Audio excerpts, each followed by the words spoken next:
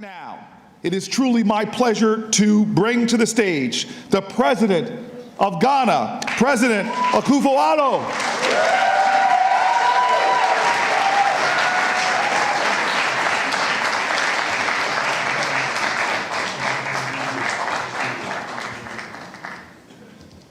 Madam Vice President, ladies and gentlemen,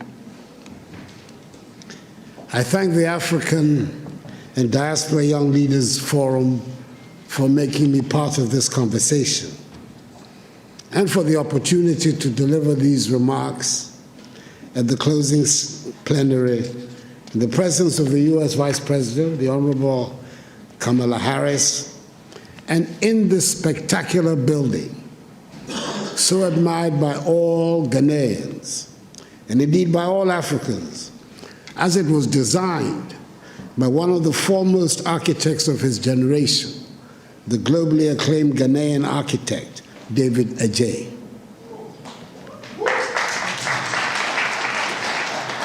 The forum has chosen the most relevant theme of Africa's contemporary situation, a theme which sums up the essence of African aspirations: amplifying voices, building partnerships that work.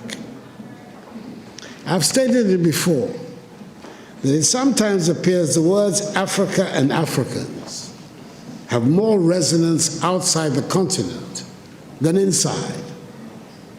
When we are home on our continent, it always seems very important to assert that we are Ghanaians, Ivorians, Kenyans, Nigerians, Swazis, Senegalese, Rwandans, South Africans, and Zambians. Then we find ourselves outside the continent, and then we discovered that to the outside world, there are no Ghanaians, there are no Senegalese, and there are no Tanzanians.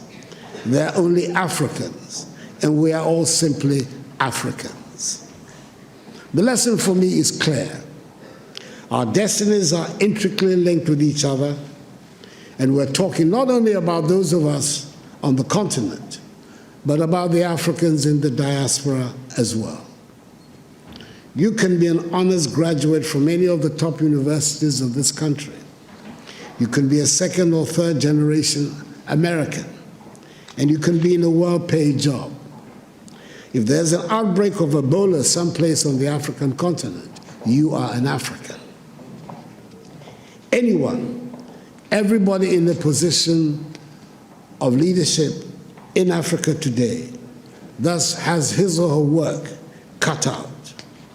The urgent responsibility we face is to make our countries and our continent attractive for our peoples, to see them as places of opportunities. It means we must provide education, quality education and skills training. It means our young people must acquire the skills that run modern economies.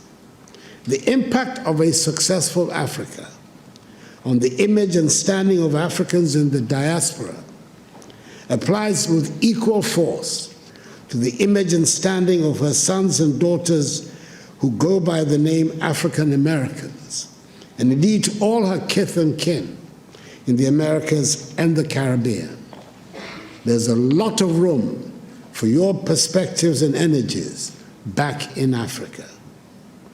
History tells us of the positive impact of diasporan communities on the growth and development of countries through increased trade activities, rising investments, and the transfer of skills and knowledge. Take the case of China, for example. With an émigré population of some 60 million, the Chinese diaspora is said to be the 25th largest country in the world, who, according to the Nikkei Asian Review, own assets worth 2.5 trillion United States dollars. When foreign companies in the late 1970s reduced their investments in China, it was the Chinese diaspora that shored up the economy.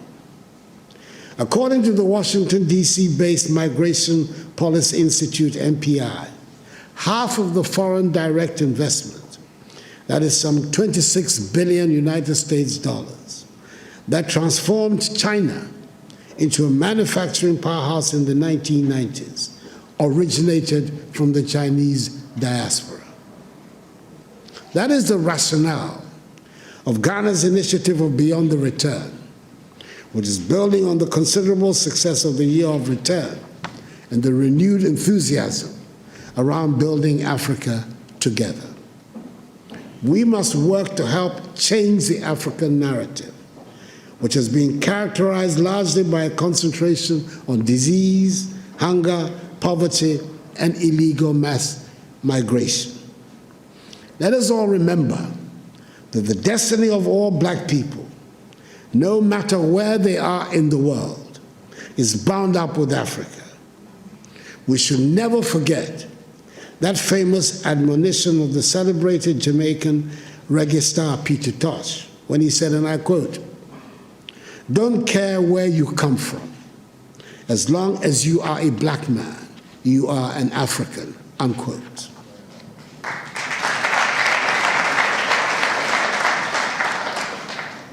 We must help make Africa the place for investment, progress, and prosperity, and not from where our youth flee in the hope of accessing the mirage of a better life in Europe, Asia, or the Americas.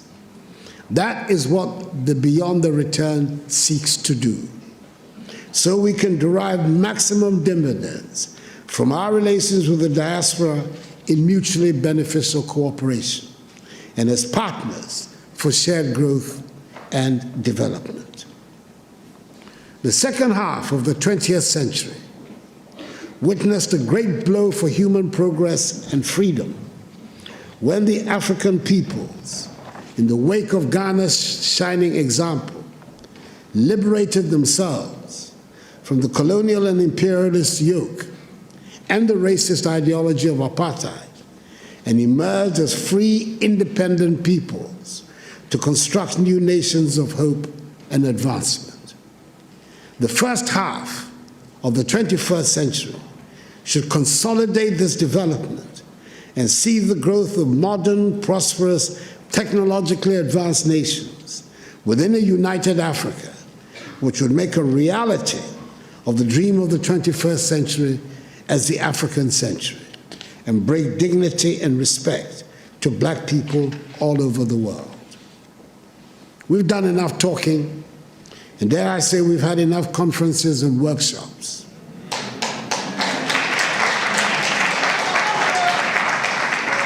We know what we need to do. It is time just to do it. We've run out of excuses for the state of our continent. We have the manpower, we should have the political will. It is time to make Africa work. We have good reason to be proud of who we are and the beautiful continent that is ours with its vibrant cultures. The geographic space covered by Africa makes it the second largest of the 7 continents. It has 30% of the world's remaining minerals of value. It has some of the most breathtaking scenes on our planet. It has plants and animals that are wonders of the world and critical for the survival of the globe. I hear a lot about the need to change our narrative and tell our own good story. Ladies and gentlemen, as the saying goes, nothing succeeds like success. If we work at it, if we stop being beggars and spend Africa's monies inside the continent, Africa would not need to ask for respect from anyone. We would get the respect we deserve.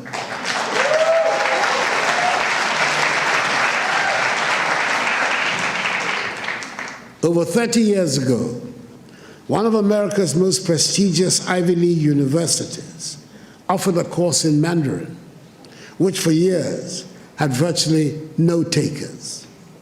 Today, there is standing room only. And it is not because the course is any easier. It is because the position of China has changed. 30 years ago, 20 years ago, China was nowhere near where it is today. China does not ask for anyone for respect now, She does not need it. Let us make our continent the prosperous and joyful place it should be, and the respect would follow. I thank you for your attention.